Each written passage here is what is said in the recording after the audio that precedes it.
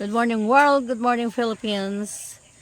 Dito na naman po tayo sa ating bakuran at umaga ng December 5, mag-alas 6 pa lang yata. So, magandang umaga po sa Pilipinas, magandang hapon sa magandang gabi sa kabilang part of the world. Bumabalik po tayo dahil marami pong mga questions tungkol sa ating in-upload na kaibahan ng pagtira sa Pilipinas at sa Amerika, kung alin ang mas maganda. Again, ang dinidiscuss ko po ay ang aking sariling experience at ang aking first-hand knowledge. Kung meron pa akong hindi alam at iba yung nalalaman niya sa nalalaman ko, is because siguro dahil magkaiba tayo ng state na tinitirhan, magkaiba, kumisan kasi magkaiba ang mga rules of laws sa iba-ibang state. May mga uniform pero meron din yung may mga kaibahan. So, recap po natin, this is already the third part ng ating discussion tungkol sa ano ba ang kaibahan, alin ang mas maganda sa pagtira ba sa Pilipinas o sa Amerika. At marami na po tayong na-discuss, healthcare, education-wise, kung ano-ano pa, marami na po. Kaya yung mga bagong tune in po sa channel na to, pwede po kayong look back ng ating mga video na about saan mas masarap tumira, Pilipinas ba or Amerika. So we already have part 1, part 2. Itong part 3, isa lang po ang i-discuss natin na topic dito kasi ito ay medyo madugo. Marami itong sangay na topic, which is the politics. Again, inuulit ko po, I'm only going to talk about my personal experience and I can only say my personal opinion, and you can comment below and say your own opinion, your own comment, and we are going to respect that kasi meron po tayong kanya-kanyang opinion, meron po tayong kanya-kanyang kuro-kuro, meron po tayong kanya-kanyang kaalaman at kanya-kanyang experience tungkol sa politika pagdating sa Pilipinas at sa Amerika. Okay, so let's a little bit discuss kung ano ba ang politics sa Amerika. As we all know, back then pinattern ng Philippines because the Americans were here when they formed the government, kaya naging democratic tayo. So we have freedom. Pag-usapan natin lalo na ang freedom of speech. So ang freedom of speech sa Amerika, it is really being practiced. So pag sinabi mong freedom of speech, na kahit pa magsalita ka against sa mga candidates ng mga political parties, even kung may mga nanood po sa inyo ng aking mga past na videos, I was very vocal against Donald Trump because I have my own reasons why. But then, kahit pa very vocal ako against the candidacy of Donald Trump, which marami sa mga Americans din ang naging kagaya ko, and talagang nagsalita kami kung bakit ayaw namin sa kanya because he was a convicted criminal in the court of law. He was convicted as a rapist, and during his last presidency, nung paalis na siya ng White House, itinakas niya, dinala niya sa kanyang house ang mga confidential documents na galing sa White House at kung ano-ano pa. Maraming mga reasons, but we're not going to discuss that anymore. But ang pangyayari sa Amerika is that as soon as the election is finished, most Americans is irerespetuhin mo na kung sino yung nakaupo. Okay? Ipagpapatuloy mo na sundin ang mga batas kahit sino pa ang nakaupo bilang presidente, kahit pa ikaw ay kontrang-kontra sa presidente nito, rerespetuhin mo kung sino po yung nakaupo doon. Okay, that goes along na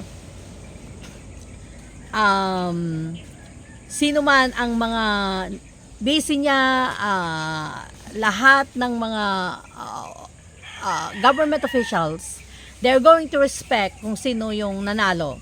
Yes, some of them will going to, let's say for example, may gustong batas. Let's say for example, ang isang nanalo ay isang galing sa Republican Party. So we have two major parties in the United States, which is the Democrats and the Republicans.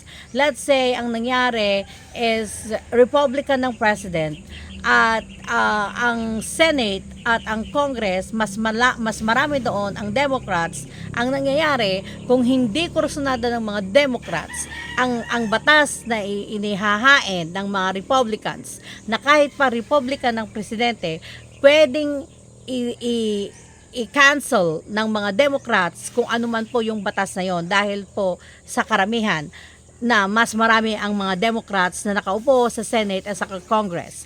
Okay. So, again, I'm talking only about from my own experience, from my own opinion, kung ano ang, and then from my own personal observation. So, but ang nangyayari kung most of the time, kung ano ang para sa kabutihan ng lahat, is nagkakasundo ang both parties. Wala yung hindi natin kasama yan, huwag nating suportahan, or hindi natin kasama yan, huwag nating puntahan ang kanyang event, which is yun ang nakita ko dito sa Pilipinas. Again, first hand experience to. Let's say for example, ang isang nakaupong mayor is may pa-event, at let's say for example, ang pa-event niya is more of a personal pa-event, at niyaya niya ang lahat ng mga nakaupo at nanunungkulan sa kanyang sinasakupan, is ang mga pupunta lang sa pa-event niya ay ang mga kapartido niya. Hindi pupunta yung mga hindi niya kapartido, because sabi, ay, hindi natin niyang kaalyado. Which is bad. You know, let's say for example, merong which is barangay patrol. Ang barangay patrol ay, let's say for example, naibigay sa isang barangay sa pamamagitan ng nakaupo na governance officer, let's say mayor, governor, mga ganon. So ang nangyari, kahit pa kailangan kailangan ang barangay patrol ng isang government official, whether barangay captain or sanggunian or councilman or kagawad, hindi nila sasabihan or hindi nila hihiramin ang barangay patrol na yon, because the reason is hindi natin kapartido yung mayor. So that's not bad, kasi that's not good, kasi dapat kung pag election, kapag campaign, mangampanya, you know, pero kung sino na yung nakaupo, dapat respetuhin na natin, at dapat kung totoo na ang mga nangangandidato mula from the president down to the kagawad ng barangay, kung tayo ay mga didato dahil sa kagustuhan natin na tumulong at mapabuti ang kalagayan ng ating barangay, ng ating town, ng ating province, ng ating bayan, is dapat nagtutulungan, at kung ano man yung nangyari ng kampanya, dapat kalimutan na yon, dahil nga 'di ba nangandidato ka para sa makatulong ka sa iyong constituent, makatulong ka sa iyong barangay, makatulong ka sa iyong bayan. So, iyon ang nakita ko na diferensya sa Pilipinas at sa Amerika, na pagkatapos ng eleksyon, ang mga politika, most of the time, meron pa rin mga pagkukontrahan yan, pero nagkukontrahan sila because of ideals, because of ideas, because of platforms, hindi personalan. Dito sa Pilipinas, ang aking obserbasyon is more of personalan. Na, hindi natin niya kaalyado. No, hindi dapat po gayon. Dapat pagkatapos ng kampanya, pagkatapos ng eleksyon, kung sino yung nakaupo, kaalyado mo yan o hindi, kapartido mo man yan o hindi, makipagtulungan ka para sa ikabuti ng iyong bayan. So, hindi po ako nagsisermon, sinasabi ko lang po ang pagkakaiba. Okay, isa pa na it's freedom of speech na talagang ito napansin ko. Ulitin ko, balik tayo sa topic natin, na kapag during the campaign, marami kang mga sinasabi tungkol sa isang kandidato, you can say all you want. Whether it's true or not, it's called, freedom of speech, which is, in the United States, is kung minsan naaabuso ang freedom of speech. However, the good thing about it is that you're not gonna get killed. Okay? So ito ang isa sa makabutihan sa Amerika na hindi ka mamamatay, magsalita ka man ng magsalta kontra sa isang kandidato, hindi ka mamamatay. Walang papatay sa'yo. Now, this is the only thing that I'm going to say. And I'm not saying this because it is a personal experience, but it is because of, hindi naman po tayo bobo, na nakita natin sa media na maraming mga kalaban ng isang politiko na naa-ambush, pinatay ng riding in tandem, at actually meron din akong nabalitaan na ang isang tao is nagsalita against a certain kailangan baguhin ko to a certain government official, at nakita na lang na patay na to, in few days. So, yun po ang isa sa kaibahan dito sa Pilipinas, na hindi ka pwedeng magsalita laban sa isang politika because hindi mo alam kung buhay ka pa the next day.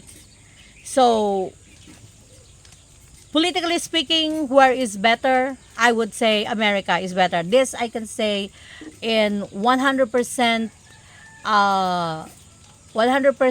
na surety, na kung ang pinag-uusapan ay tungkol sa gobyerno, tungkol sa politika, tungkol sa pamamalakad ng gobyerno, I would say na America is nakakaungos.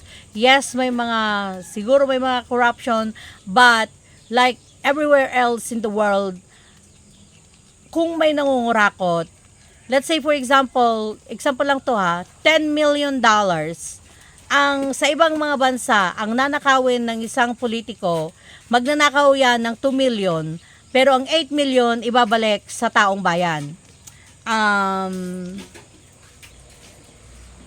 Kayo na po ang bahalang mag-conclude sa mga susunod na hindi ko sasabihin. Alam nyo na po yun. So, yan po. This is the part 3 of our discussion kung saan mas magandang tumira sa Pilipinas o sa Amerika. At maraming salamat po sa inyong pagsubaybay. Please comment below ano man po ang inyong opinion ay ating respetuhin, because saying your opinion, voicing out your opinion, we can learn from each other. Maraming salamat po. Please continue to support this channel. While we are in the Philippines, we are going to discuss a lot about Philippines, about what's going on here, and we can compare that to the United States. You can put your questions down below under comments, and we will try to tackle those the next time we go not live, I mean sa ating susunod na video. Maraming salamat po. Good morning everyone. Bye-bye.